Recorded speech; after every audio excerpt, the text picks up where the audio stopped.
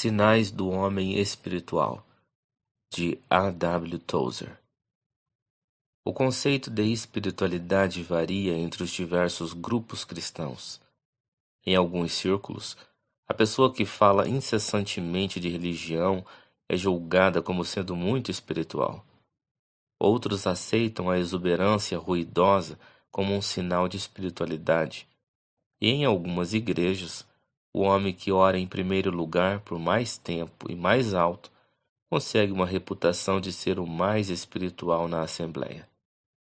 Um testemunho vigoroso, orações frequentes e louvor em voz alta podem entrosar-se perfeitamente com a espiritualidade, mas é importante entendermos que em si mesmos eles não constituem nem provam a presença da mesma. A verdadeira espiritualidade manifesta-se em certos desejos dominantes. Eles são desejos sempre presentes, fixos, suficientemente poderosos para dominar e controlar a vida da pessoa. Para facilitar, vou mencioná-los, embora não me esforce para decidir sua ordem de importância.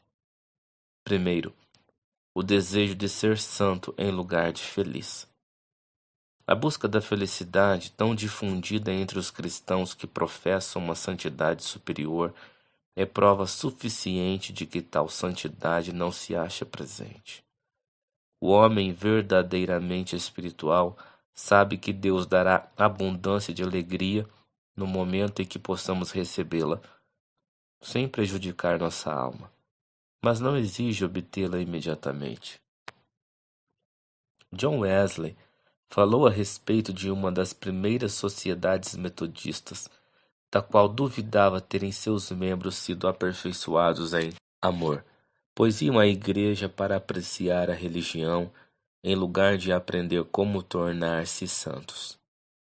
Segundo, o indivíduo pode ser considerado espiritual quando quer que a honra de Deus avance por meio de sua vida, mesmo que isso signifique que ele mesmo tenha de sofrer desonra ou perda temporárias.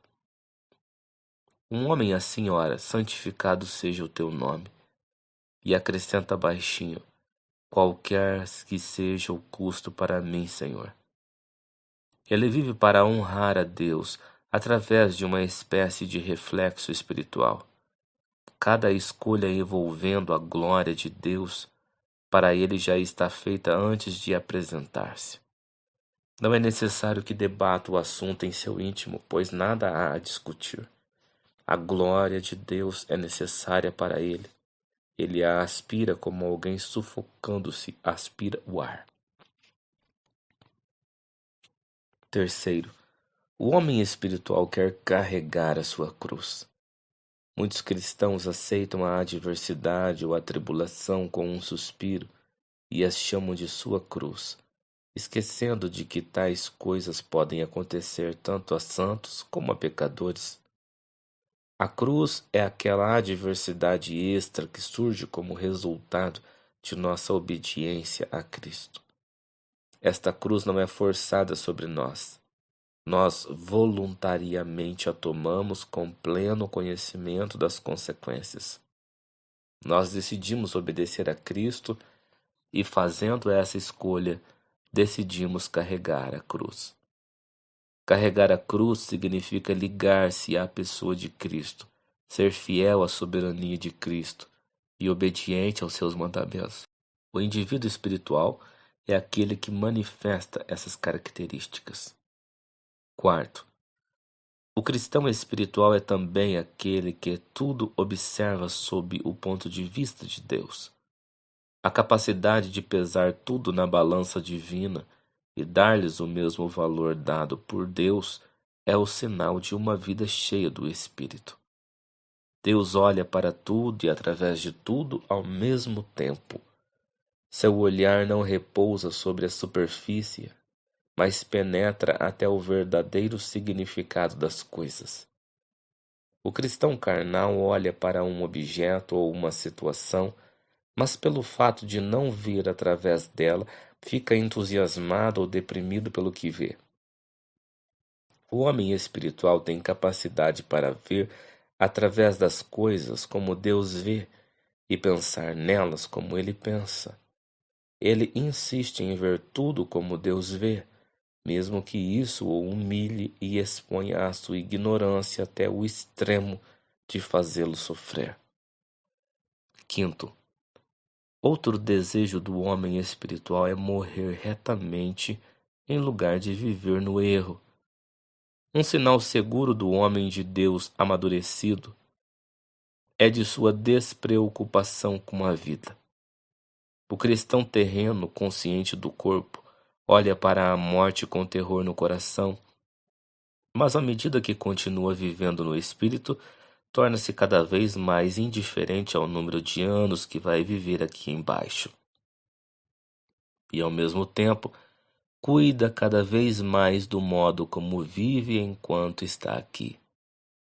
Não irá comprar alguns dias extra de vida ao custo da transigência ou fracasso. Quer, acima de tudo, ser reto e fica feliz em deixar que Deus decida quanto tempo deve viver. Ele sabe que pode morrer agora, que está em Cristo, mas sabe que não pode agir erradamente, e este conhecimento torna-se um giroscópio que dá estabilidade aos seus pensamentos e seus atos. Sexto, o desejo de ver outros progredirem com sua ajuda é outro sinal do homem que possui espiritualidade. Ele quer ver outros cristãos acima de si e fica feliz quando estes são promovidos e ele negligenciado. Não existe inveja em seu coração. Quando seus irmãos são honrados, fica satisfeito por ser essa a vontade de Deus, e essa vontade é seu céu na terra. O que é agradável a Deus lhe dá também prazer, e se for do agrado de Deus exaltar outrem acima dele, satisfaz-se com isso. Sétimo, o homem espiritual faz, no geral, juízos eternos e não temporais. Pela fé supera o poder de atração da terra e o fluxo do tempo e aprende a pensar e sentir como alguém que já deixou o mundo e foi juntar-se à imensa companhia dos anjos e à assembleia e igreja dos primogênitos arrolados nos céus. Um homem assim preferiria ser útil e não famoso, servir em lugar de ser servido.